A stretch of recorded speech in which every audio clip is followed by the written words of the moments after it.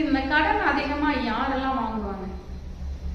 ஆறாம் பாவம் தான் கடனை குறிக்கக்கூடிய பாவம். ஆறாம் அதிபதி திசையோ 6ஆம் பாவத்துல இருந்து திசையோ நடக்கிற நபர்கள் கடன்ல போய் மாட்டுவாங்க. அதே மாதிரி கடனை குறிக்கக்கூடிய கிரகங்கள் 2 கிரகங்கள்ங்க. ஒண்ணு செவ்வாய், இன்னொன்னு சந்திரன். இப்போ 12 ராசியில ஏதாவது ஒரு ராசியில செவ்வாயும் சந்திரனும் இருக்கதான் செய்வாங்க. அப்ப எல்லாருமே கடன் வாங்கிடுறாங்களான்னா அந்த செவ்வாயும் சந்திரனும் தொடர்பு கொள்ளணுங்க. எப்படி அப்படின்னா ஒருத்தருடைய லக்னத்தோடையோ லக்னாதிபதியோடையோ, இது போக ஜீவக்கோள்னு சொல்றது, ஆணுக்கு குருவையும் பெண்ணுக்கு சுக்கிரனையும் ஜீவக்கோள்னு சொல்லுவோம்.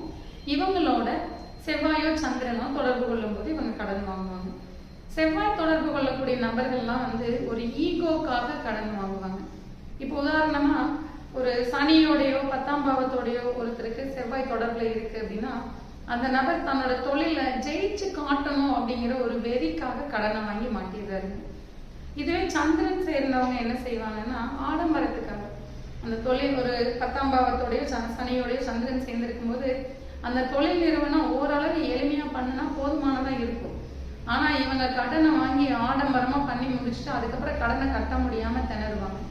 இப்ப இந்த கடனை வாங்கி கட்ட முடியாம அவமானப்படக்கூடிய நபர்களா இருக்கிறவங்க இந்த சந்திரனுடைய ஆதிக்கம் கொண்டவங்களா இருப்பாங்க.